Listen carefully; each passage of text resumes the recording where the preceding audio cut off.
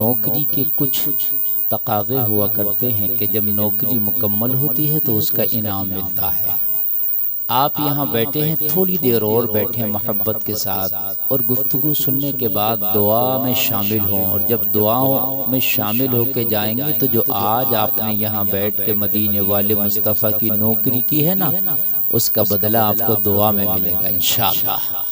सारे लोग जो है दिल जमेई के साथ बैठे और ये जना उठा बैठक वाला मामला बंद करें। और अगर आप उठ के भी जाएंगे तो भाई किसी का कुछ नहीं बिगड़ेगा, आप ही का नुकसान होगा। इसलिए जब घर से आई गए आज अपना रजाई बिस्तर छोड़ के तो थोड़ी देर मुस्तफ़ा की मोहब्बत में और गवारा करें। सारा मजमा हाथ उठा के बोले या रसूल अल्लाह। माशाअल्लाह आप तो बहुत अच्छे लोग हैं। अल्हम्दुलिल्लाहि रब्बिल आलमीन वल आक़िबतु लिल मुत्तक़ीन वस्सलातु वस्सलामु अला अशरफिल अंबियाइ वल मुरसलीन व अला आलिहि व अस्हाबिहि अजमईन, अम्मा बअद फ़अऊज़ु बिल्लाहि मिनश शैतानिर रजीम। बिस्मिल्लाहिर रहमानिर रहीम।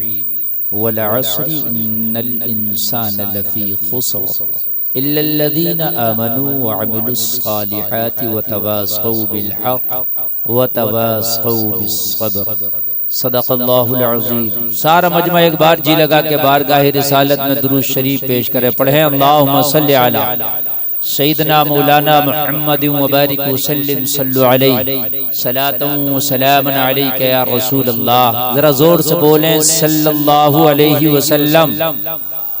बैठ जाएं आप लोग, बैठ जाएं, बिल्कुल बैठ जाइए बिना। और मेरे भाई जो पीछे खड़े आप लोग भी बैठ जाएं यार, किसका इंतजार है। अच्छा, कहने के बाद भी आप लोग सुनी की अनसुनी करते हैं। हम तो इसलिए बिठाते हैं कि आप लोग बैठेंगे तो जरा हमारा मूड अच्छा बन जाएगा। हाँ बैठ जाइए, बैठ जाइए, बहुत अच्छा आप सुन रहे हैं माशाअल्लाह।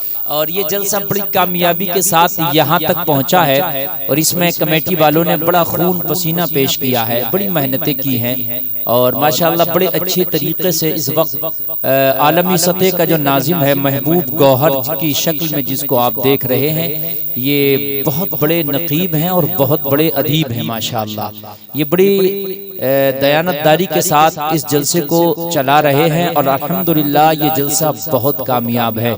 जितने उलमा बैठे हैं सब सर का ताज हैं। अल्लाह इन सब की बरकतों से हम सबको माला माल फरमाए।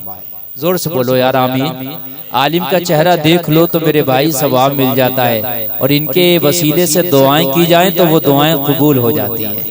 सैयद साहब क़िबला को आपने समात किया, बहुत अच्छा इस्लाही बयान आपने सैयद साहब की ज़बानी समात किया। अल्लाह हम सबको उस पर अमल की तौफीक अता फरमाए। भाई मोहम्मद अली फैज़ी को सुना, शोएब रज़ा भदोही को सुना और इंशाअल्लाह मेरी बात सुनेंगे। थोड़ी देर मुझे सुने और इंशाअल्लाह आप अपनी जो है दिमाग के दरीचों को खोल करके बैठें ताकि आपको मैं जो देना चाहता हूँ डाटा उसको आप सेव कर लें ताकि ज़िंदगी में कभी ईमान हैंग न करे।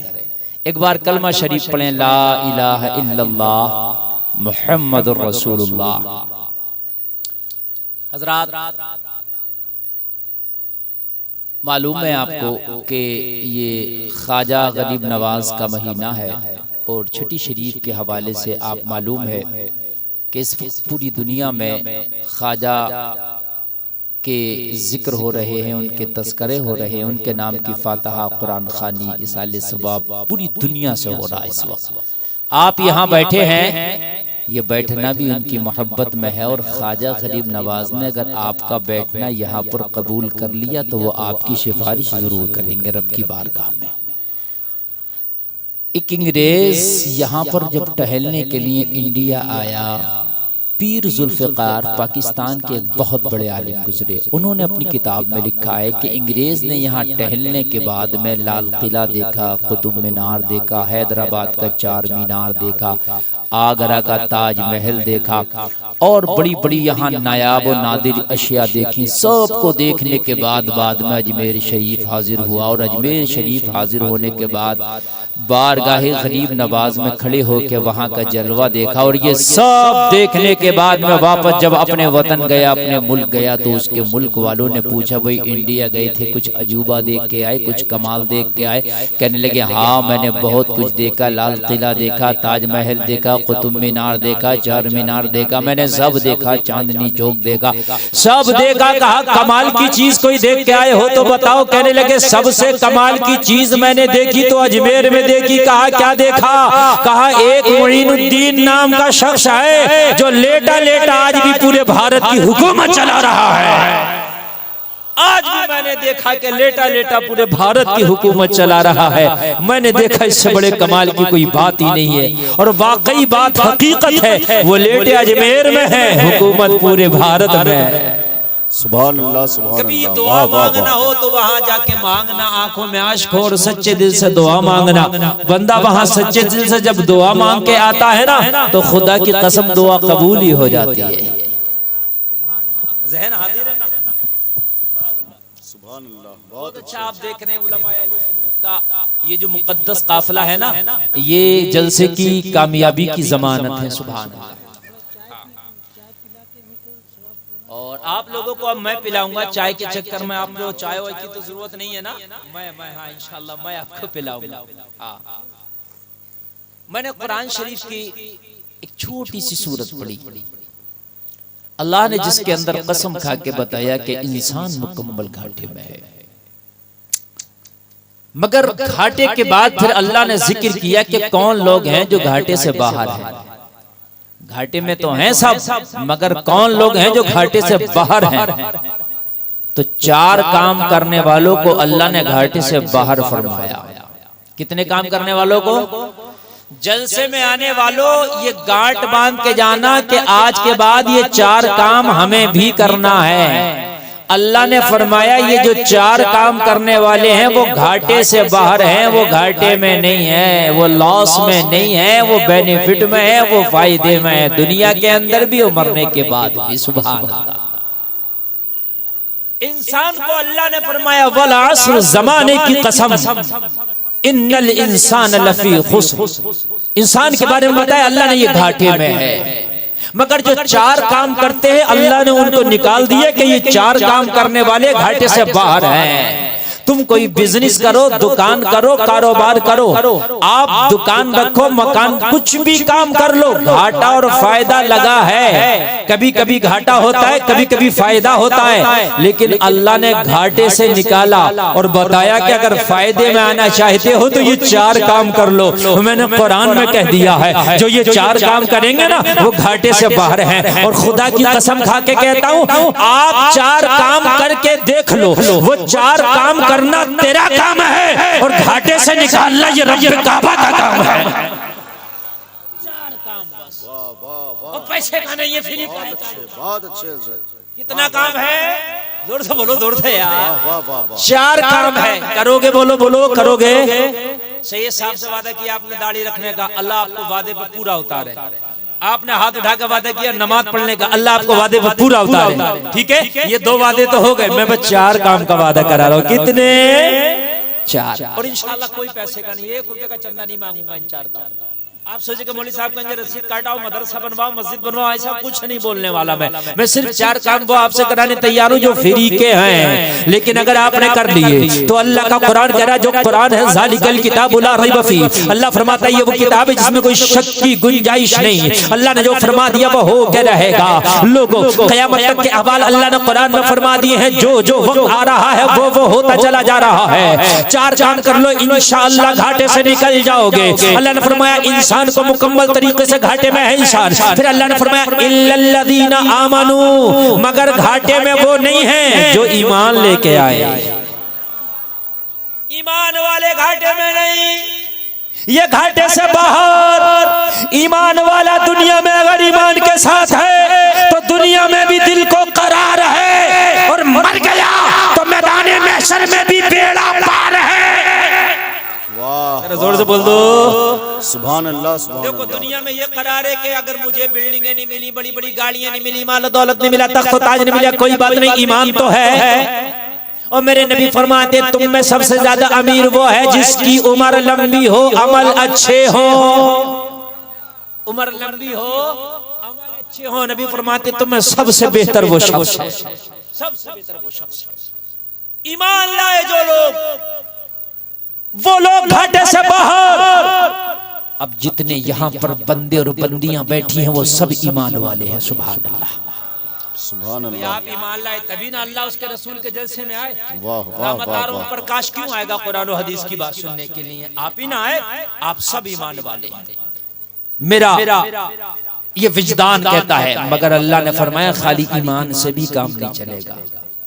खाली मोमिन हो जाओ, मोहम्मद इमरान, मोहम्मद फुरकान, अब्दुल वहाब, अब्दुल कादिर, अब्दुल गफ्फार, अब्दुल सत्तार नाम रख लो और कह दो मैं ईमान वाला हूं, अल्लाह उसके रसूल पे ईमान लाया, काम नहीं चलेगा। आज ऐसे ज्यादा हैं जो खाली कहते हैं मैं मुसलमान, मैं ईमान वाला, मैंने माना।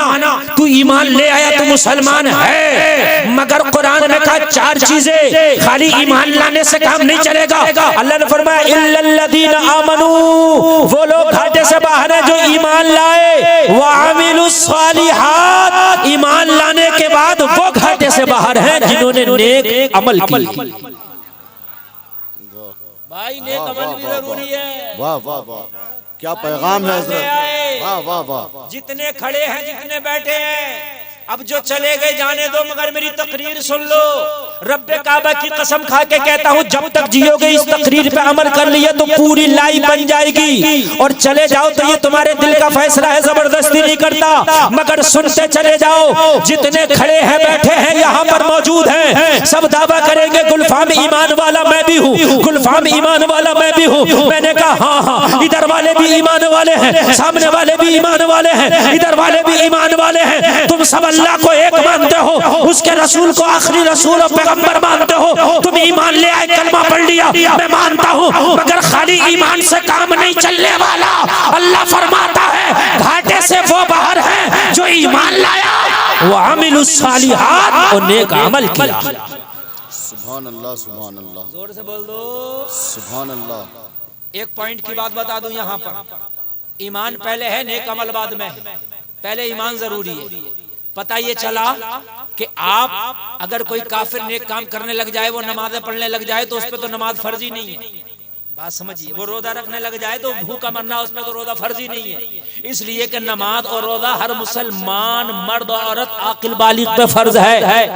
जो है क्या नहीं है? अब कान खोल के सुनिए, ईमान ले आए, ईमान के बाद में नेक अमल जरूरी है। नेक अमल में नमाज भी आ गया, नेक अमल में रोजा भी आ गया, नेक अमल में हज भी आ गया, नेक अमल में ज़कात भी आ गया, नेक अमल में सच बोलना भी आ गया, पड़ोसी के हुकूक भी आ गए, लोग वालिदैन के हुकूक भी आ गए, लोग हराम काम से बचना भी आ गया, नाजायज काम से बचना भी आ गया, बुरे काम से बचना भी आ गया, वो लोग अच्छे काम करना आ गया, हर काम से, हर बुरे काम से बचना आ गया। नेक काम में हर वो काम जिसे शरीयत ने करने से मना किया है, उससे रुकना जरूरी है। जिसे शरीयत ने करने की इजाजत दी है, उसे करना जरूरी है। सुभान अल्लाह, सुभान अल्लाह। नेक काम जरूरी है। दो चीजें हो गई भाइयों, ईमान और ईमान के साथ में नेक अमल। ईमान लाओ और ईमान लाने के बाद में नेक अमल। फिर अल्लाह ने तीसरी बात बताई इसी सूरत के आखिर में, नेक अमल करने के बाद वतवासौ बिल हक। जरा जोर से कह दो सुभान अल्लाह, सुभान अल्लाह। नेक अमल समझ गए कि नहीं समझ गए भाई? आप बाजार में जा रहे हैं, कोई बेपर्दा औरत जा रही है, आपने निगाह दौड़ाई, पहली निगाह तो माफ है, दोबारा फिर दौड़ा दी। अरे जल्दी से इनको चाय के चक्कर में पड़ोगे तो मामला घबला हो जाएगा, बस एक पिला के बैठ जाओ आप। इसलिए कि तकरीर शुरू हो गई है, अब आप चाय के चक्कर में, देखो भाई चाय तो आप अपने घर भी पी सकते हो ना, जो बातें हम बताने ये घर में नहीं मिलेंगी, ये सुन लीजिए आप। भाई आप बाजार में जा रहे हैं, बेपर्दा औरत को आपने जानबूझकर देखना शुरू कर दिया, गुनाह में शामिल, नेक रास्ता छोड़ दिया, फ्री फोकट में झूठ बोल गए। और अच्छा अगर पैसा भी मिल रहा तब भी झूठ बोल गए तो झूठ तो तब भी झूठ ही है।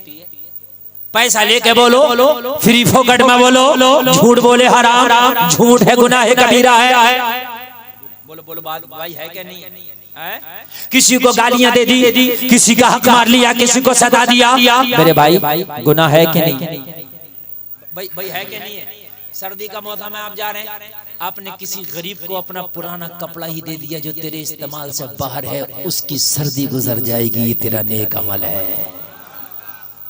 कोई गरीब रास्ते में टिटर रहा था, तू अपने घर से बाइक पे निकला, जो तेरा पुराना कपड़ा था गरम जिसको तू यूज नहीं करता, अपने थैले में भर के निकल जा। कोई फुटपाथ पे बैठा हो गरीब, उसको जाकर के वो गरम कपड़े का थैला दे देना, उसको पहनकर उस गरीब की सर्दियां गुजर जाएंगी। खुदा की कसम ये तेरा नेक अमल है, अल्लाह की बारगाह में कबूल हो गया तो बख्शिश का जरिया बन जाएगा। सुभान अल्लाह, सुभान अल्लाह, वाह। बुरे काम की तो चाहत भी बुरी है और अच्छे काम की तो चाहत भी अच्छी है। सुभान अल्लाह। आप हज की चाहत करो, हज ना जा पाओ, चाहे ना जा पाओ, लेकिन सवाब मिलेगा चाहत पर। बुरे काम की चाहत कर लो आप, वो तो अल्लाह का रहम और करम, देखिए उसकी रहमत। अगर बुरा काम जब तक करो नहीं बुरा, जब तक गुनाह उसका लिखा नहीं जाता, जब कर लो तो लिखा जाता है। नेक काम की जब से नियत कर लो, जब से तेरा सवाब शुरू हो जाता है। यार जरा जोर से बोलो ना सुभान अल्लाह। हाय हाय हाय, कुर्बान जाइए। आज हमारे खास कर नौजवान तबके के बच्चे सारी सारी रात मोबाइलों पे लगे हैं, कोई पबजी, कोई गेम, कोई व्हाट्सएप पे दोस्तियां चल रही है, एक एक के 200 दोस्त, 100 दोस्त, इससे कम नहीं होंगे। फेसबुक पे तो कई कई सौ है। पूछा भाई ये क्या कर रहा पूरी रात, तेरी नमाजें गायब है, तेरा जिक्र और अस्कार गायब है। और नौजवान तो जाके डर रहा, ओ मौलाना मेरे तो बड़े दोस्त है, तुझे पता नहीं जिस दिन तेरी कब्र पे ना मिट्टी डाली जाएगी, मिट्टी डालने वाले तो सैकड़ों होंगे, दोस्त तेरे सैकड़ों होंगे, मगर खुदा की कसम जब तुझे मनो मिट्टी में दफन कर दिया जाएगा ना, तो वहाँ दोस्ती नजर आएगी, एक भी नहीं रुकेगा। वमिनहा नुखरिजुकुम तारतन उखरा कह के एक आखिरी लब मिट्टी डालेंगे, और तेरा पबजी वाला दोस्त, तेरा व्हाट्सएप वाला दोस्त, तेरा फेसबुक वाला दोस्त, सब तुझे अलविदा कह के कब्र में तन्हा छोड़ते हुए नजर आएंगे। मुझे बता कौन सा तेरा एक दोस्त भी है जो रात भर तेरी कब्र पे रुक जाता? मेरा बड़ा करीबी दोस्त है, पूरी पूरी रात मुझे मैसेंजर पे मैसेज किया करता था, व्हाट्सएप पे पूरी पूरी रात मुझे चैट किया करता था। ओ दुनिया वालों तुम छोड़ के चले जाओ उसकी कब्र, मगर मैं छोड़ के नहीं जाऊंगा, इसलिए कि मैं इससे बड़ी मोहब्बत करता था। लेकिन खुदा की कसम आखिरी लब मिट्टी का डाल के कहेगा वो बिना नुखरिजुकुम तारतन उखरा।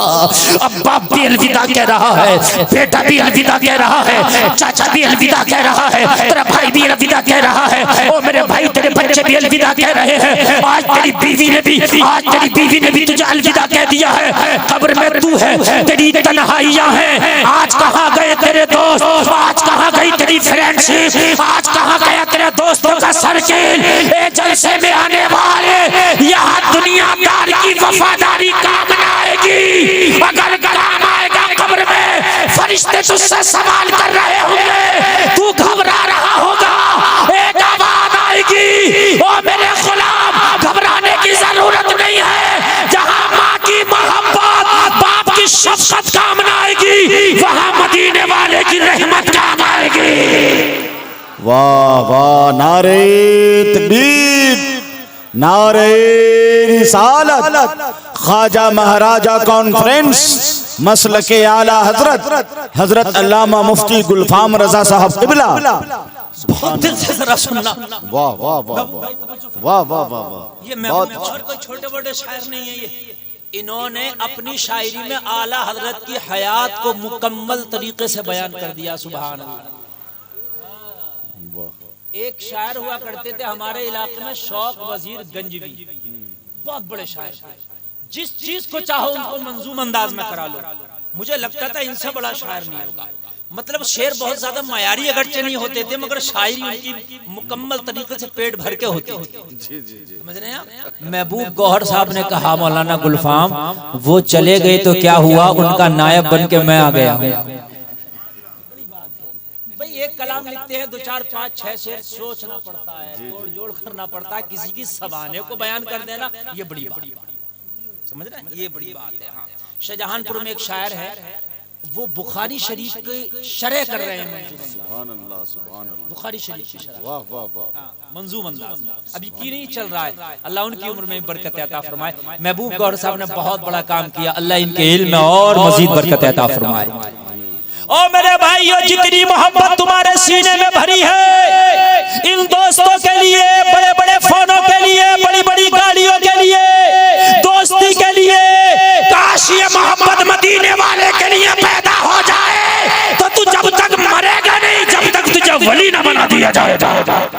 सुभान अल्लाह सुभान अल्लाह। मोहब्बत भरी पड़ी है ना, बड़ा वाह, वाह, मोबाइल वाह, होना वाह। चाहिए। बाप से लड़ गया, माँ को गालियां दे रहा बड़े मोबाइल के लिए। और फ्रेंडशिप की तो बात ही मत करो, फ्रेंडों के लिए तो दुनिया को छोड़ दिया।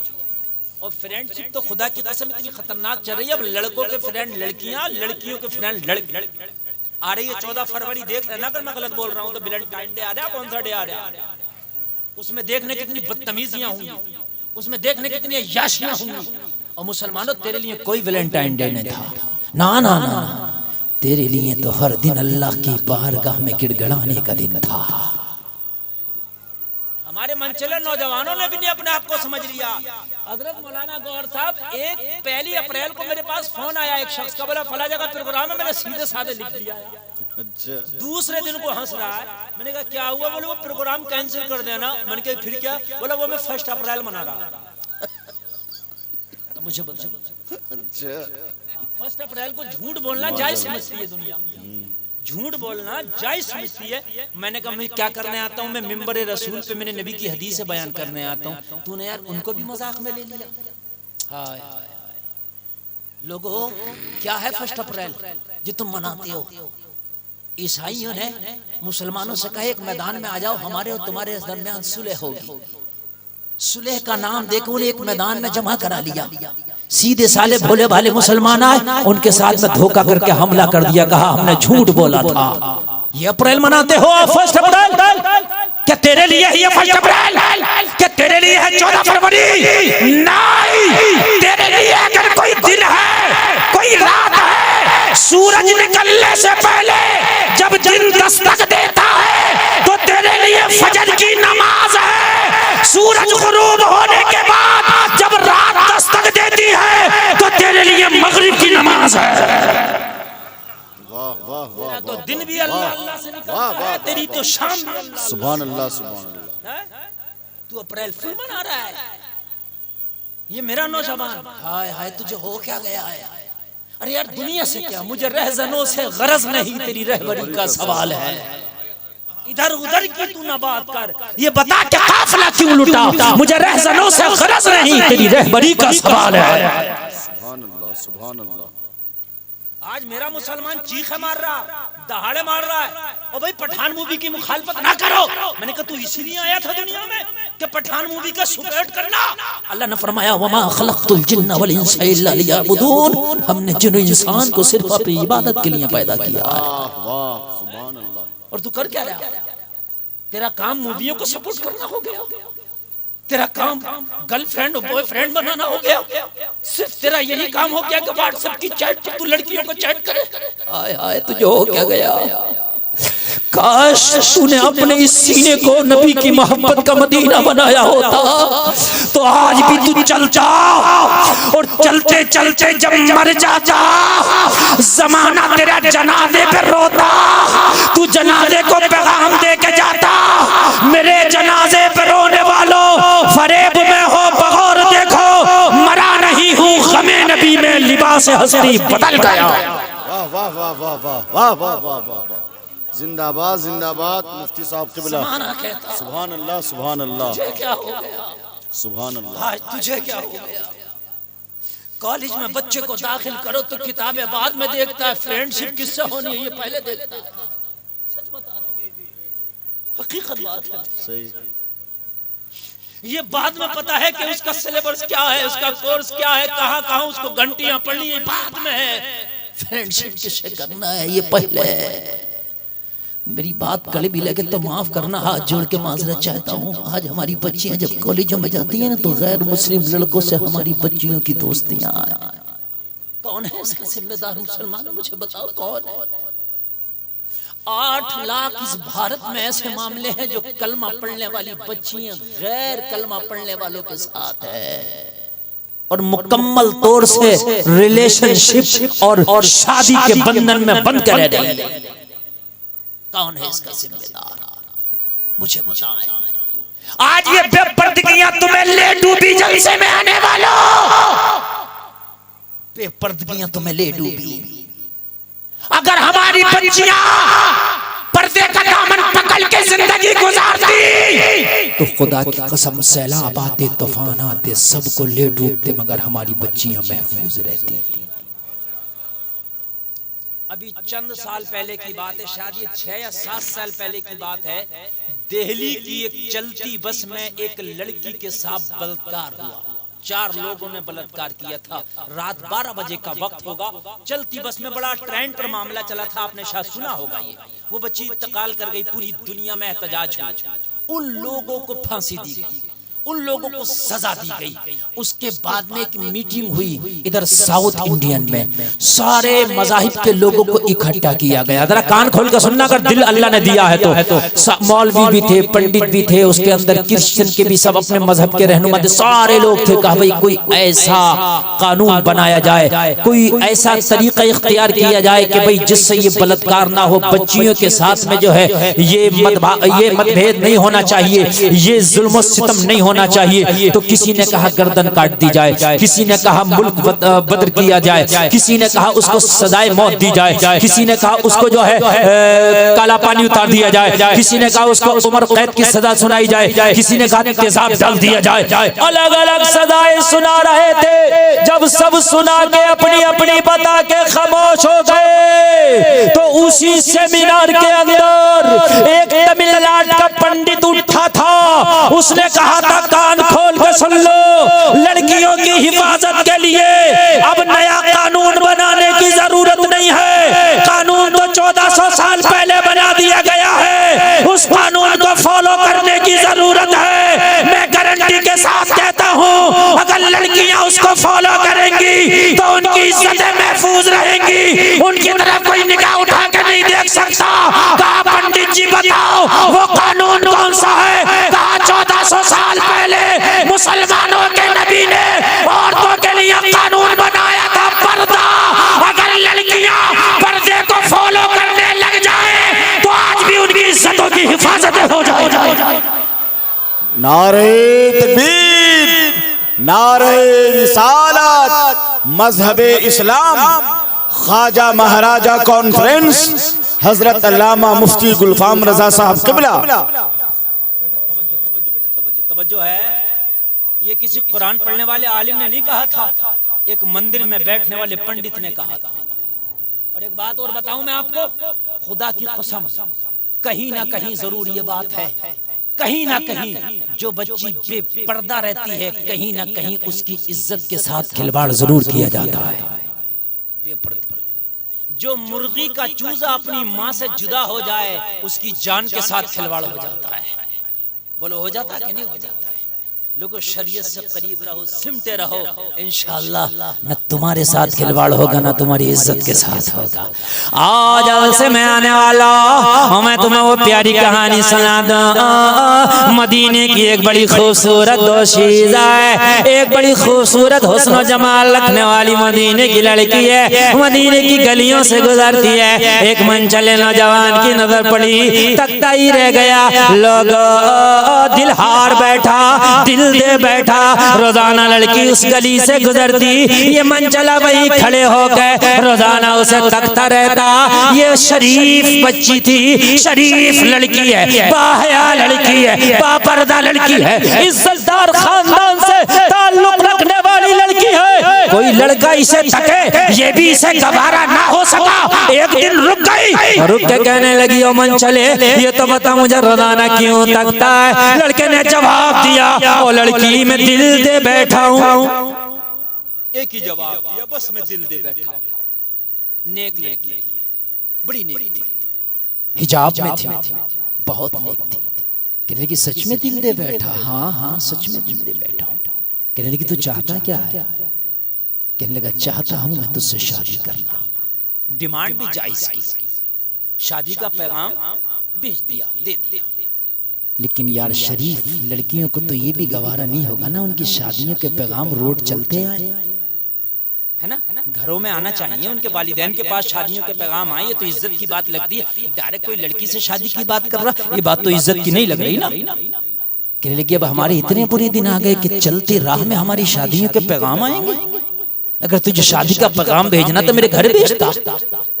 अल्लाह अल्लाह। कहने लगा मैं दिल दे बैठा हूँ, तेरे हुस्न पे फरेफ्ता हो बैठा हूँ, मोहब्बत करता हूँ, शादी करना चाहता हूँ। लड़की समझ गई दिल का बीमार है, दिल के इलाज की जरूरत है, दिल के डॉक्टर के पास भेजने की जरूरत है। लड़की बोली अगर तेरी शर्त मैं कबूल कर लूं, तुझसे निकाह के लिए राजी हो जाऊं, तो क्या मेरी एक शर्त मानोगे? कहने लगा तेरी 1000 शर्त मानूंगा अगर तू निकाह करे तो।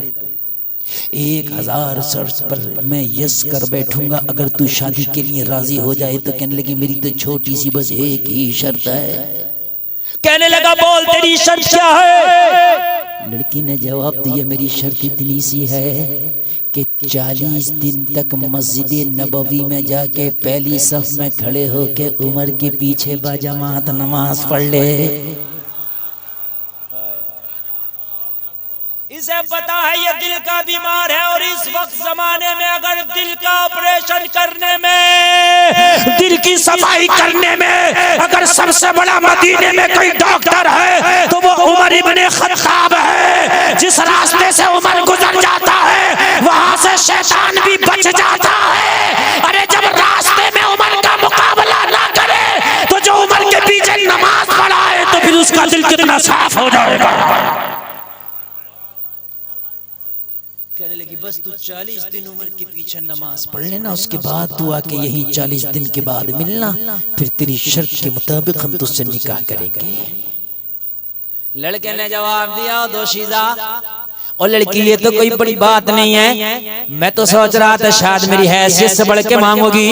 अरे 40 दिन की तो नमाज़ें पढ़ना, मैं इधर गया तो उससे वादा करता हूँ आज यहाँ से जाने के बाद घर नहीं जाऊंगा, सीधा मस्जिद नबवी में जाऊंगा और आज के बाद 40 दिन की नमाज़ें बा जमात पढ़ के आऊंगा। उसके बाद इसी चौराहे पे मिलना, यहीं पे मिलना, अपना वादा खिलाफ ना करना। लड़की ने कहा वादा पक्का है, वादा खिलाफी नहीं करूंगी, ये मेरी है। अल्लाह अल्लाह ये भी चला गया, वो भी चला गई, वो भी चली गई। कान खोल के सुनो जलसे में आने वालों, ये नमाज का कमाल है। मस्जिद नबवी तो बड़ी चीज है, तू अपने गांव की मस्जिद में 40 दिन की नमाज जमात से मत छोड़ना। 40 दिन तक नमाज तू मत छोड़ना, 40 दिन के बाद नमाज तुझे न छोड़ेगी। 40 दिन कितना बड़ा पैगाम है हजरत का। वाह वाह वाह, जिंदाबाद जिंदाबाद। ये मैं वादे से कह रहा हूँ, वाह वाह जमात पढ़ना 40 दिन। कहते हैं ना नमाज की आदत ही नहीं पड़ती हजरत, आदत ही नहीं पड़ती, आदत ही नहीं पड़ती। क्या करते हैं जुमा पढ़ते हैं, 1-2 टाइम पढ़े, उसके बाद फिर खत्म हो गए। 40 दिन तक पढ़े एक बार बाजमात, कपड़ा भी पाक हो, वुजू गुस्ल भी अच्छा हो, नमाज याद कर लेना। 40 दिन तक पढ़ना, 40 दिन तक तू मत छोड़, और 40 दिन के बाद तुझे ये ऐसा पकड़ेगी जब तक दुनिया में रहेगा मस्जिद में ले जाया करेगी, मरने के बाद मैदान महशर में उठेगा तो जन्नत में ले जाया करेगी। और कुरान में अल्लाह ने साफ फरमा दिया,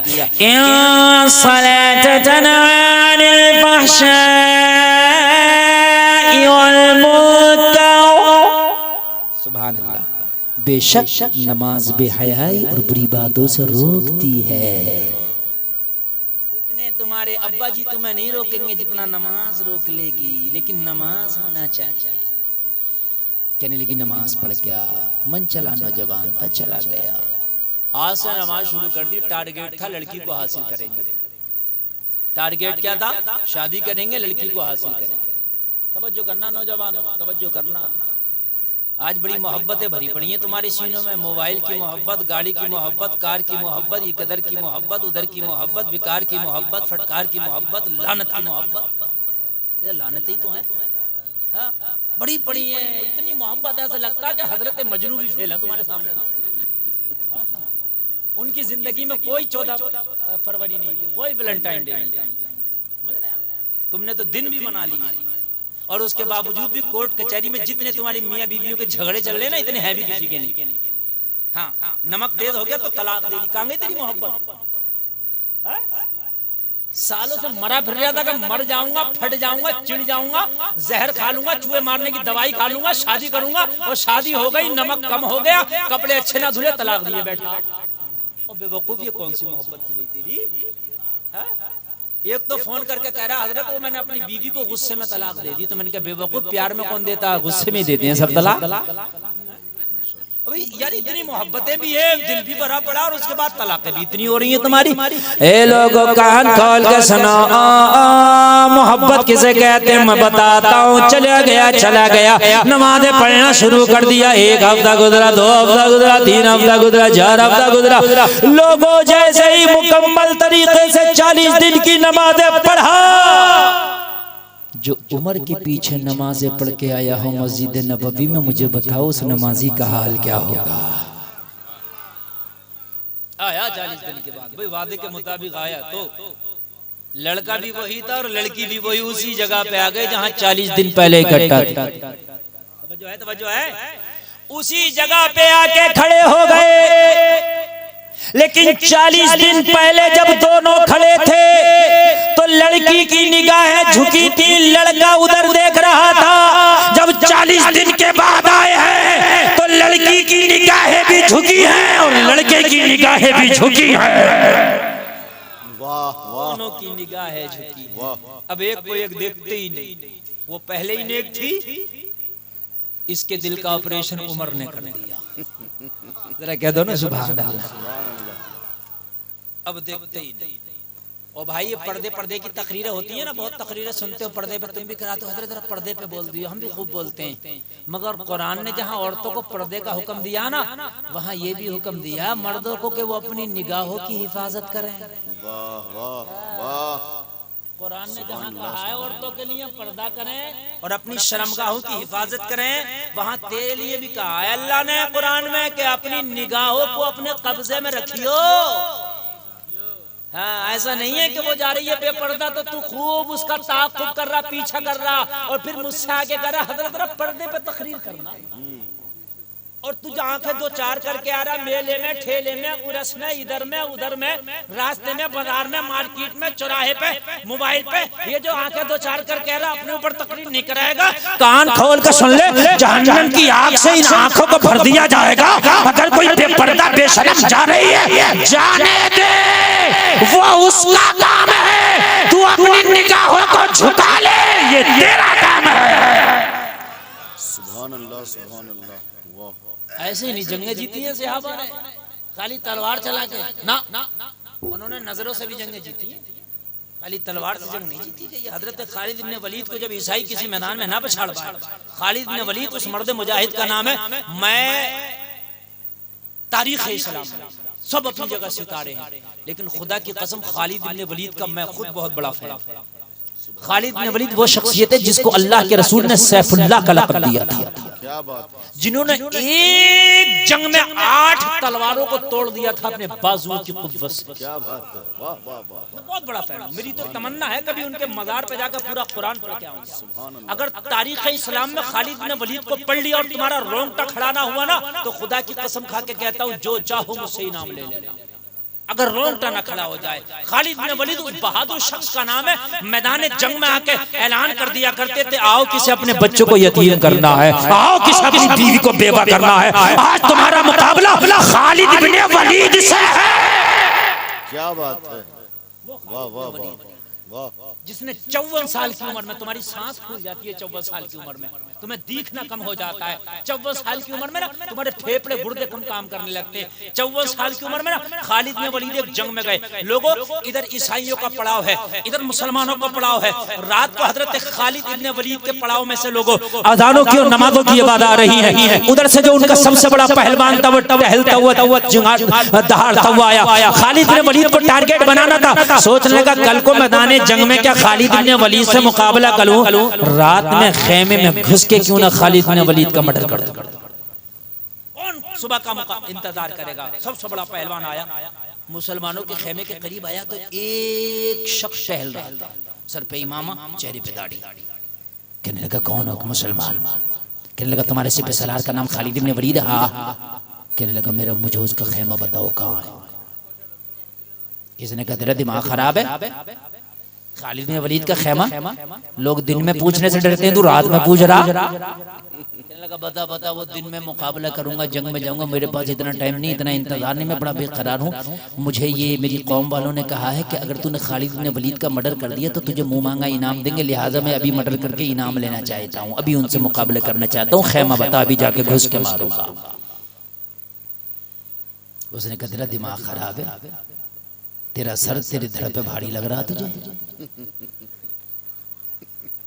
तू अपने बच्चों को क्यों यतीम कराना चाहता है? वही जलाल में आ गया। और ये ऐसा पहलवान था कि इसका मुकाबला नहीं रखता था, वाकई बहुत नामी गिरामी पहलवान था ये। इसका कोई मद्दे मुकाबिल ही नहीं था, पूरे शाम और इराक में इसका कोई मद्दे मुकाबिल नहीं। गरजने लगा, कहने लगा तुझे अपनी जान अच्छी लगती है कि खालिद का खैमा बताएगा? इतना कहा तो ये सीना तान के बोला खालिद खैमे में नहीं रहता। तवज्जो तवज्जो तवज्जो, खालिद खेमे में नहीं रहता। बोलने लगा तो फिर क्या बात है, उसके चारों तरफ सिक्योरिटी लगी हुई होगी, मुझे पता है वो सिपा सलारे आदम है, चारों तरफ से सिपाहियों का हिफाजती दस्ता लगा होगा। कहने लगा खालिद की कोई हिफाजत नहीं करता, खालिद सबकी हिफाजत करता है। तो कहने लगा कहाँ है खालिद इब्ने वलीद? कहा जो तेरे सामने खड़ा है यही है खालिद इब्ने वलीद। नारे तकबीर, नारे रिसालत, सिपा सालारे इस्लाम, हजरत खालिद बिन वलीद। सुभान अल्लाह सुभान अल्लाह। तवज्जो है, देखो उठे कोई नहीं, मैं बड़े दिल से तकरीर कर रहा हूँ, थोड़ा वक्त की किल्लत है, समझ रहे हैं आप? हाँ, और मैं इंशाल्लाह मुकम्मल तकरीर कर जाऊंगा, अभी काफी वक्त है मेरे पास, अभी बहुत वक्त है और इंशाल्लाह मजा आ जाएगा, मैंने आपसे वादा किया। अरे यार थोड़ी देर के लिए तो इसकी सांस रुक गई। सिपा सलारे आज़म, हाँ, तारीख इस्लाम में, तारीख इस्लाम में खुदा की कसम खालिद बिन वलीद जैसी सिपे सलारी शायद आपको मिले। हाय हाय हाय, किन्ने कहा तू खालिद इब्ने वलीद? हाँ मैं खालिद इब्ने वलीद। अरे तू कमांडर इन चीफ है फौज का और तने तनहा टहल रहा है खेमों के बाहर। तुझे कुछ हो गया तो तेरी फौज का क्या होगा? हजरत खालिद ने फरमाया अगर मुझे मौत ना आई तो पूरी दुनिया में किसी में ताकत नहीं कि खालिद की सांसें रोक दे। और जब मुझे मौत आएगी तो मैदान जंग नहीं, अगर अपने बिस्तर पे भी होऊंगा तो वहां भी मौत आ जाएगी। थोड़ी देर के लिए तो सांस रुक गई यार, वाकई बंदा है बहादुर, बंदा है बहादुर यार। आधी रात है, सारी फौज सो रही है और खुद सबकी हिफाजत के लिए पहरा दे रहा है, बंदा है निडर। कहने लगा खालिद मुकाबला तो तू क्या ही करेगा मेरा, भाई मैं नामी गिरामी पहलवान, तेरे मेरे सामने औकात कहते हैं, मेरा मुकाबला क्या। मगर एक बात तो समझ में आ गई, जो तेरे बारे में सुना तो वो है निडर तो है, मगर कहने लगा खालिद अब संभाल अपने आप को, अब जब तुम मिल ही गया तो यही भड़ास निकाल ली जाए और यही हिसाब बराबर हो जाए। हजरत खालिद का निकाल अपनी तलवार। क्या कहा? जोर से बोलो। राइफल बंदूक का जमाना नहीं था, तलवार का जमाना था। निकाल अपनी तलवार। हजरत खालिद का जवाब सुनोगे तलब जाओगे। हजरत खालिद ने फरमाया अगर मैं तुझसे तलवार से लड़ने लग जाऊं तो इसमें खालिद इब्ने वलीद की तौहीन है। आए जरा बोलो यार। अरे भाई खालिद इब्ने वलीद की तुम कहते हो हालात अच्छे नहीं, हालात अच्छे नहीं। मैंने तुमसे कब कहा कि तुम बद्र के मैदान में जंग लड़ने के लिए जाओ, हालात अच्छे नहीं। मैं तुमसे कब गर्दनें मांग रहा हूँ? तुमसे तो सिर्फ इतना कह रहे कि मस्जिदों को आबाद कर लो यार, सच्चाई करो, अपने घरों में पर्दे का माहौल करो, इस्लामी माहौल अपने घर में पैदा कर लो। तुझे जमाने को मारने की जरूरत नहीं, जमाना खुद ब खुद मर जाएगा। अरे वो गर्दनें कटा के चलेगा, तुझे ना काटने की जरूरत ना कटाने की जरूरत, बस तुझे तो मैदान अमल में आने की जरूरत। हजरत खालिद ने फरमाया एक पे एक तो अपन कभी तलवार का सोचते भी नहीं, तू अकेले पे अकेला मुकाबला निकाल ले, अपनी तलवार भड़ास निकालो, खूब निकालना, ये ना सोचना कि खालिद ने मौका ना दिया। अब मैं तलवार नहीं निकालता, तेरे सामने मैं तलवार निकाल कर लड़ने लग जाऊं तो फिर इसमें खालिद की तौहीन है। थोड़ी देर के लिए सांसें फिर रुक गई, बंदा है वाकई निडर यार, है निडर। बस इसने अपनी तलवार निकाली और जैसा भारी भरकम ये खुद था ना, ऐसी भारी भरकम इसकी तलवार भी थी। समझ रहे हैं आप कि नहीं समझ रहे? बड़ी बरकम इसने इधर से वार किया उधर से किया। हजरत खालिद की 54 साल की फुर्ती का आलम ये था, जिधर से वार करता उधर से बिजली की तरह अपने आप को बचा लेते। जिधर से वार करता उधर से बिजली की तरह बचा लेते। और एक बात मैं आज आपको और बता दूं, तारीख इस्लाम में ये चीजें शायद मिलती हूँ जो मैं आपको बता रहा हूँ कि मैं बहुत बड़ा फैन हूँ। एक तरीका था पहले जंग होने का, इधर इस्लामी लश्कर, इधर अपोजिट ईसाई या कुफार जो भी होते थे। पहले एक पे एक जंग होती थी। आपने करबला की जंग में भी सुना होगा कि हजरत अली अकबर आए, फिर उसके सामने ये आया हजरत इमाम कासिम आए, है कि नहीं? उनके मुकाबले में फलाया फलाया एक पे एक होती थी। उधर से भेजो कौन बहादुर है, इधर से भेजो कौन बहादुर है। तो जो एक बहादुर होता था एक पे एक जंग होती थी। फिर जो भी मर जाए फिर दोबारा एक एक करके आते। कुछ देर तक जंग का सिलसिला ऐसे ही चलता था। जिस जंग की क़यादत हजरत खालिद इब्ने वलीद करते थे सिपा सालार होकर, जब एक पर एक जंग का मामला आता था तो उधर का सिपा सालार अपने किसी बहादुर फौजी को भेजता था, इधर से खालिद इब्ने वलीद किसी को भेजते नहीं थे, बल्कि एक पे एक लड़ने खुद जाते थे। जिंदाबाद जिंदाबाद। जाएगा यार सिपा सलार आजम कौन जाएगा मुझे बताइए? सिपा सलार गया तो फौज गई, जिसका कायद नहीं तो क़यादत कौन करेगा? खुद जाते थे। कितनी बार ऐसा मैंने पढ़ा। कान खोल कर सुन, चारों तरफ से तलवार का वार किया, वार करते करते थक गया। आखिरी बार पूरी ताकत से जोर लगा के किया कि हजरत खालिद की गर्दन साफ कर दूंगा।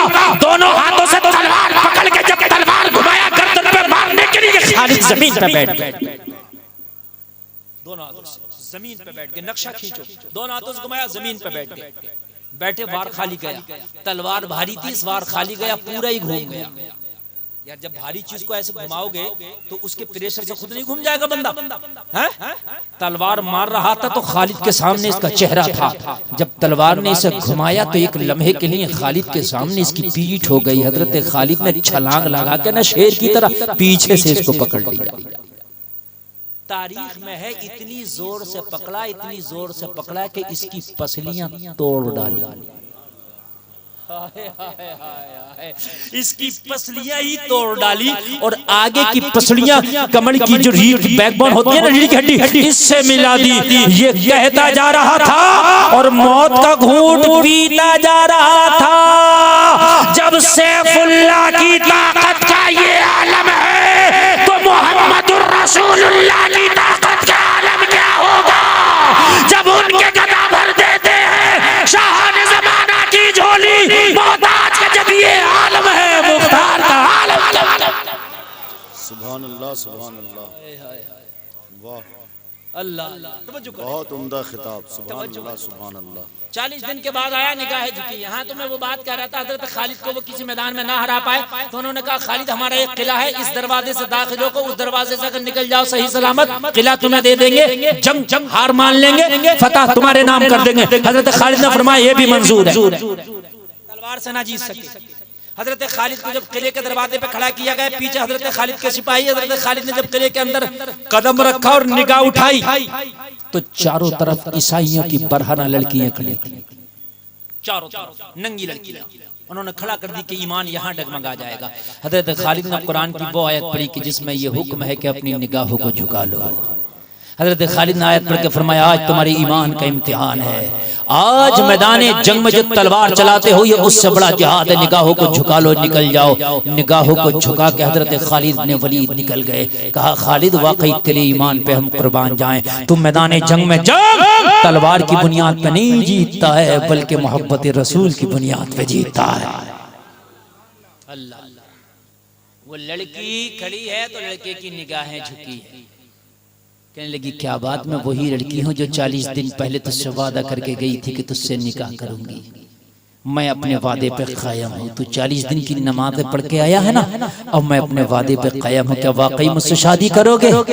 तो लड़के ने कहा क्या करें, पहले दिल में तुम बसी थी, अब दिल में कोई और बस गया है। हाय हाय हाय, अरे अच्छा लगे तो कोई मजमे से खड़े होकर नारा देना, जब अच्छा लगा तो मैं पूरा बोल दूं। तो मजमे से खड़े हो गए, कहने लगा अब तक तो तुम बसी थी, अब कोई और ही बस गया है। कहने लगे क्या कोई मुझसे भी खूबसूरत तेरी लाइफ में आ गई जो वो बस गई? कहने लगा क्या करूं, हकीकत बात तो ये है अब जो मेरे दिल में बसा है ना, उससे खूबसूरत तो अगर दोनों जहान को भी पल्ले में रख दो ना तो उसकी खूबसूरती का कोई मुकाबला ही नहीं कर सकते। तो कहने लगी नौजवान तू किसे बसा के दिल में लाया है, किसके जल्बों को बसा के लाया है? कहने लगा जब तक मैं तुझसे मिला था तो तेरे जलवे बसे थे। अरे 40 दिन की नमाज़ें क्या पढ़ के आया हूँ, इस दिल में मदीने वाले के जलवे बस गए हैं। अब तो मन ही नहीं करता नजर उठाने के लिए, अब तो मन ही नहीं करता किसी को तकने के लिए। अब तो दिल चाहता है कि रात हो मदीने वाला ख्वाब में आ जाए, अपना तो काम ही हो जाए। नबी से सच्ची मोहब्बत कर लो, ये सच्ची मोहब्बत तुझे जन्नत ले जाएगी। कहने लगी वाकई? कहने लगा वाकई मैंने नमाजें क्या पढ़ी, दिल की दुनिया ही बदल गई, ख्वाहिशें बदल गई, आरज़ुएं बदल गई, दुनिया की तमा खत्म हो गई। लड़की ने जवाब दिया वो नौजवान वाकई मैं रश करती हूँ आज तेरे ईमान पर, मैं रश करती हूँ वाकई आज तेरे तक़वे पर। आज तूने अपनी दिल में इतनी मोहब्बत रसूल बसा ली कि किधर को देखना गवारा नहीं। कहने लगी तू आज दुआ कर, और दुआ में जो आज तू मांगेगा तुझे मिल जाएगा, इसलिए कि तू सच्ची तौबा करके आया है।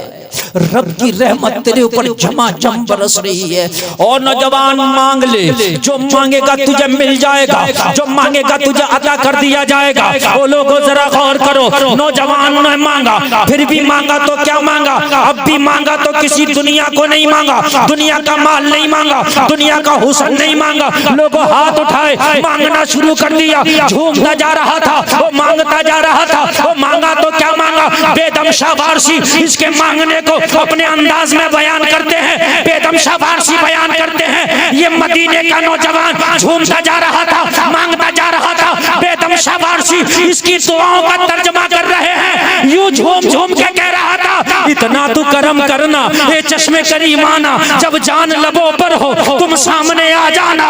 दुनिया में मुझे तुमने जब अपना बनाया है, महशर में भी कह देना ये है मेरा दीवाना।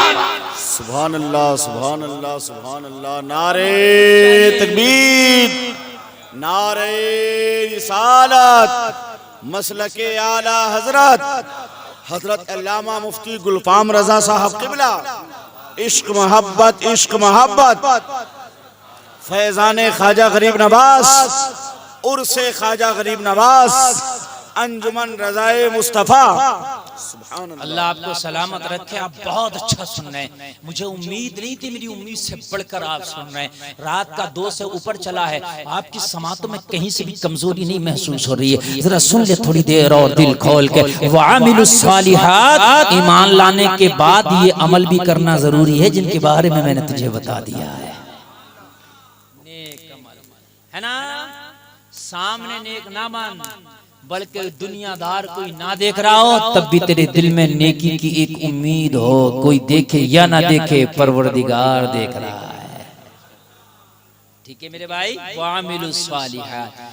तीसरा काम कुरान ने बताया वतवासौ बिल हक़, हुकूक की अदायगी, हुकूक की तलकीन करना, हक को पहचानना।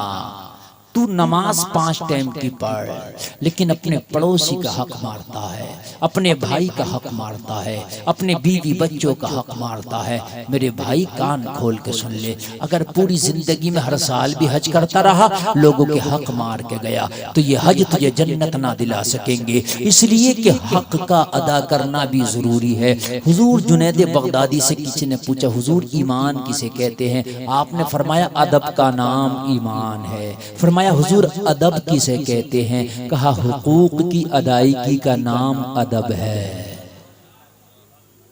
मेरे भाई हुकूक, बीवी का हुकूक, बच्चों का हुकूक, वालिदैन के हुकूक, पड़ोसियों के, रिश्तेदारों के, भाइयों के, बड़ों के, छोटों के, अपने सारे हुकूक अदा करने का नाम अदब। और जुनैद बगदादी फरमाते हैं अदब का नाम ईमान है। बात समझ रहे हैं भाई? मेरे नबी दुनिया में तशरीफ लाए, ऐलान नबूवत बाद में किया, कलमा बाद में पढ़ाया, हक की तलकीन पहले की। हजरत हलीमा फरमाती हैं कि जब मैं मोहम्मद अरबी को ले आई, कहां से? मक्का शरीफ से, पालने के लिए, तो मेरा एक बेटा और था जिसका नाम अब्दुल्ला था। जब मैं प्यारे नबी को दूध पिलाती तो एक पिस्तान का दूध पी लेते, दूसरे को मुंह ना लगाते। मैं बड़ी कोशिश करती कि दूसरा भी पी ले मगर ना पीते, इसलिए कि नबी को पता था एक अब्दुल्ला नामी बेटा और है हलीमा का। जब दूध पीने वाले दो हो गए तो एक पे मुझ मोहम्मद का हक है, एक पे मेरे भाई अब्दुल्ला का हक है। हुकूक पहले अदा किए मेरे नबी ने। मेरे भाई आप कैसे हक मार लेते हो? बाज आदमी दलालियां कर रहा है, बाज आदमी सूद से खूब पैसा इकट्ठा कर रहा है, हर साल उम्रा कर रहा है। अरे भाई तेरे उम्र किस काम का? हर साल उम्रा ना कर तो मदीने में पड़ा रहे। लेकिन तू जब सूद खा रहा है, हुकूक खा रहा है, हराम खा रहा है, तो मदीने में पढ़ने से क्या काम होगा? मक्का में तो अबू जहल भी रहता था नबी के पास। पास में रहने का मकसद थोड़ी है। यमन में रहने वाला उवैस आशिकों का इमाम बन गया। याद रहा, जोर से बोलो ना सुभान अल्लाह। करीब में रहने वाला अबू जहल कुछ हासिल ना कर सका। हुकूक भी तो है कुछ तुम्हारे ऊपर। अब पता ये चला कि हुकूक की अदायगी नहीं हो रही है। इसका लिया, इधर से दलाली, उधर से दलाली, इधर से कमीशन, उधर से जमीन, इधर से सट्टा, उधर से सट्टा। जिंदगी कट रही है इसी चीज में। झूठ बोल के कमाया जा रहा, झूठ बोल के बिजनेस किया जा रहा। तुम सोच रहे हो कि ये कामयाबी मिल जाएगी? ना ना ना, ऐसा नहीं हो सकता। मैं तुझे बता दूं, ईमान ताज़ा हो जाएगा। नबी का एक सहाबी है, रोजाना नबी के पीछे नमाज पढ़ता है, सलाम फेरता है, घर को चला जाता, दुआ में शामिल ही नहीं होता। एक दिन नबी ने पकड़ लिया, और मेरे सहाबी दुआ में क्यों नहीं शामिल होते? दुआ तो इबादतों का मग़ज़ है, दुआ में शामिल हुआ करो। रोने लगा, आंख में आंसू आ गया। मेरे करीम मुस्तफा ने फरमाया, मेरे गुलाम रोता क्यों है? इसमें रोने की क्या बात है? अर्ज़ किया, आका बात इतनी सी है कि दुआ मांगना मैं भी चाहता हूँ। कौन कम नसीब होगा जिसकी चाहत ये ना होगी कि आपकी दुआ में शामिल हो। आका मेरी तो ये तमन्ना है कि मैं आपकी दुआ में रोजाना शामिल हुआ करूं, लेकिन मेरे करीम आका, मेरे छोटे छोटे बच्चे हैं। नबी ने फरमाया, तेरे छोटे छोटे बच्चे निराले नहीं है, मदीना में और कितने नमाजी हैं, उनके भी छोटे छोटे बच्चे हैं, वो तो नमाज भी पढ़ते हैं, दुआ भी करते हैं, तू क्यों नहीं दुआ करता?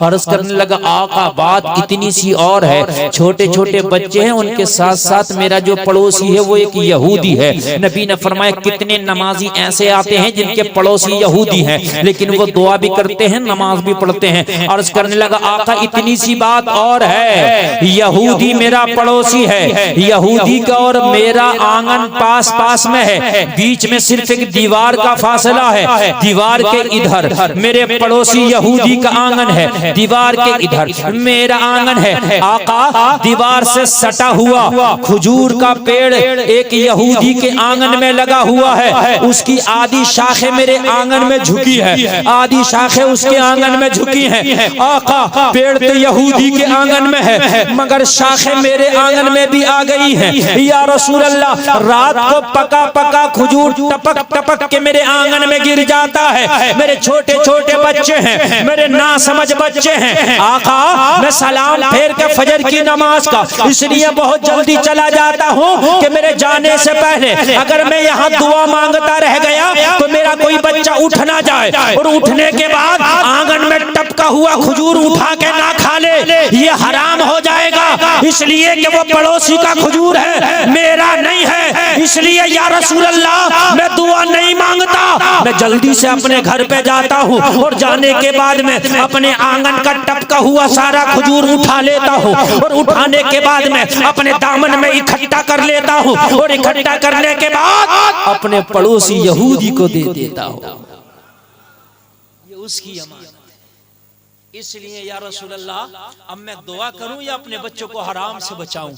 मेरे नबी ने फरमाया अगर हराम खिला के बच्चों को दुआ मांगेगा तो तेरी दुआ भी तो किसी काम की नहीं। बच्चे तुम्हारे हराम खा रहे, तुम हराम खा रहे हो और दुआ खूब करा रहे हो मुझ जैसे मौलवी से, मुफ्ती से, पीर से, इससे उससे। मेरे भाई जब तक हराम खाएगा तेरी दुआएं कहां से कबूल होंगी? अर्ज किया का बस इतनी सी बात है, हराम से बचाता हूँ अपने बच्चों को। मेरे बच्चे छोटे छोटे उठ के खाना लें।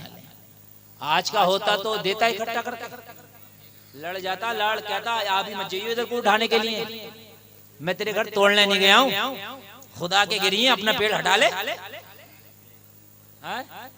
बाद में गलत नहीं कह रहा हूँ भाइयों, बल्कि रात को जब पड़ोसी सो जाता तो ये हिला हिला के और गिरा लिया करता। सही बता रहा हूँ, वाह वाह, हिला हिला के गिरा लिया करता। और अगर ये उससे कुछ कहता तो कहता मैं तेरे घर जा रहा हूँ, क्या भाई हटा ले अपना पेड़। मैं बात हकीकत बता रहा हूँ मेरे भाई। और कहते हैं हम मुसलमान हैं, दाढ़ी बहुत बड़ी रख ली है, टोपी है, ओ भाई मुसलमान है। और भाई मुसलमान तो है, ये तो देख ले गौसे आजम की 11वीं तो मनाता, मगर गौसे आजम के अब्बा ने बहता हुआ सेब खा लिया ना तो 12 साल तक बाग रखाया था उसके बदले में। गौसे आजम की 11वीं बाद में मनाना। पहले ये बता किसी का सिक्का तो नहीं है तेरे ऊपर, हराम तो नहीं खाता है किसी का तू। और मेरे भाई जब तुम्हारे किसी का इंतकाल हो जाया करे ना और जब उसको दफन कर दिया जाए करे तो उसकी कब्र के पास खड़े होकर एक ऐलान किया करो। अगर बाप मरा तो बेटा ऐलान करे, चाचा मरा तो भतीजा ऐलान करे, भाई मरा तो भाई ऐलान करे। और जनाजे में शरीक होने वालों, ये मेरा बाप इंतकाल कर गया, अगर इसके ऊपर किसी का कर्जा हो तो वो मुझसे आकर ले ले, मैं देनदार हूं। और ना ले सके तो दिल से माफ कर दे। इसलिए कि हुकूकुल इबाद बड़ा सख्त मसला, अल्लाह भी माफ नहीं करेगा।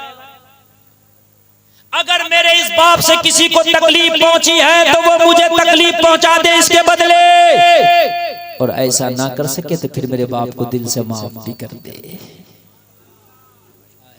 माफी करा दिया। अल्लाह अल्लाह, जरा गौर करना, जरा गौर करना, ईमान ताज़ा हो जाएगा। या रसूल अल्लाह, मैं खजूर बीन बीन के दे देता हूँ। मेरे नबी ने पीठ पे हाथ रख के फरमाया तूने तो बड़ा अच्छा काम किया, वो तवासौ बिल हक, हक को तूने पहचाना है। दामन पकड़ के मचल गए आका, जब बात आपने खुलवाई दी है तो फिर इस समस्या का समाधान भी कर दो। मैं चाहता हूं कि मैं दुआ भी मांगूं, अपने बच्चों को हराम से भी बचाऊं। नबी ने फरमाया आए हो तो फिर समाधान भी लेके जाओ। नबी ने फरमाया उस यहूदी को बुला लाओ जिसका पेड़ है। मेरे नबी की बारगाह में उसको बुला के लाया गया, जिसका पेड़ था आ गया, आके खड़ा हो गया। नबी ने फरमाया हम तुम्हारे पेड़ के खरीदार हैं, क्या बेचोगे? कहा नहीं बेचेंगे, मूड नहीं था बेचने का। नबी ने फरमाया बेच दो, मुंह मांगी कीमत देंगे। अब जब कीमत मुंह मांगी मिले तो जाहिर सी बात है मुंह में पानी आ ही जाना। जब कीमत मुंह मांगी की बात हुई तो कहने लगा बेचना तो नहीं था, लेकिन कीमत मुंह मांगी देंगे तो बेचूंगा। तो जो है क्या करूंगा? बेचूंगा। नबी ने फरमाएगा बेचेगा तो कीमत बता। इसने कीमत बताया, मुंह मांगी कीमत जो बोला, मेरे करीम मुस्तफा ने इसकी मुंह मांगी कीमत को अदा कर दिया। अदा करके अपने गुलाम सहाबी से बोले मैंने पेड़ खरीद के तुझे मालिक बना दिया, चाहे खाया करना चाहे बेचा करना। मालिक बना दिया। जब से नबी ने पेड़ को खरीदा इसके फलों में 4 चांद लग गए। अब तक तो जो फल देता था, जिस दिन से नबी ने खरीदा उस दिन से फलों में और 4 चांद लग गए, फल ज्यादा देने लगे। फल देता जा रहा था और ऐलान करता जा रहा था ये दरख्त जब तक बिके न थे तो कोई पूछता न था, तुमने हमें खरीद के अनमोल कर दिया। अल्लाह अल्लाह। जब इतना देखा इसने तो इसके दिल में बेईमानी बस गई, यार ये दरख्त तो बड़ा फल देने लग गया, इतना पहले तो नहीं देता था अब ज्यादा देने लग गया। नियत खराब हुआ, बेईमानी करने लग गया। ओ भाई मेरी में खड़ा है ये, बात बदल गया। सहाबी टेंशन, फिर नबी के पास या रसूल अल्लाह वो तो बात बदल गया, या रसूलल्लाह तो ज़बान फेरने लगा, आका वो तो बेईमानी पे आ गया। नबी ने फरमाया उसकी ज़बान बदलने से क्या होता है, मोहम्मद ने जो ज़बान दे दी है वो दे दी है। पेड़ तेरा है तो तेरा है, अर्ज की आका मेरा हाथ तेरा है तो तेरा है। नबी ने फरमाया मैंने कहा तेरा है, कहा आका उसके अंगना में खड़ा है। नबी ने फरमाया जा पेड़ के करीब जाके मेरा पैगाम दे देना कि मोहम्मद अरबी का हुक्म है, इसके अंगना से चलो मोरे अंगना में आ जाओ। वाह वाह वाह वाह वाह वाह, जिंदाबाद जिंदाबाद।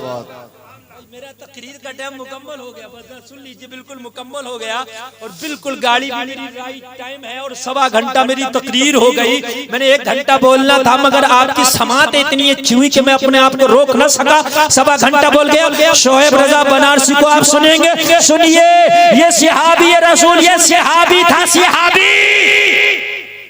वहाबी होता तो कहता पेड़ भी सुनते, कहता पेड़ भी सुनते, वो कैसे सुनेंगे, मगर ये सहाबी था। कहा वो पेड़ से कहना कि इसके अंगना से चलो मोरे अंगना में आ जाओ। सहाबी था, टीटीएस था, पहुंचा और उसके तने के करीब खड़ा हो गया जैसे किसी के कान में कोई बात करता है। यहूदी बोले क्या करने आया, बोले थोड़ा सा काम है जरा यार, आखिरी बात मुलाकात करने। उसके बाद तुझसे जो हो वो कर लेना। अल्लाह अल्लाह बोले कर ले यार, अल्लाह अल्लाह अल्लाह अल्लाह। करीब आया, करीब आके जैसे किसी के कान में कोई कहता ना, उसके कान में आके कहने लगा मेरे नबी का हुक्म है, इसकी नीयत खराब हो गई, इसके अंगना से चलो और मेरे अंगना में आ जाओ। जब नबी का नाम सुना पेड़ हिलना शुरू हो गया, जमीन को चीरता हुआ, जलों को उखाड़ता हुआ इसके आंगन से चला, सहाबी के आंगन में आके खड़ा हो गया। सहाबी के आंगन में आके खड़ा हुआ, सहाबी पुकार पुकार के अपनी जबान में कह रहा था अस्साइलु मिनका ला यस्माउला, अस्साइलु मिनका ला यस्माउला।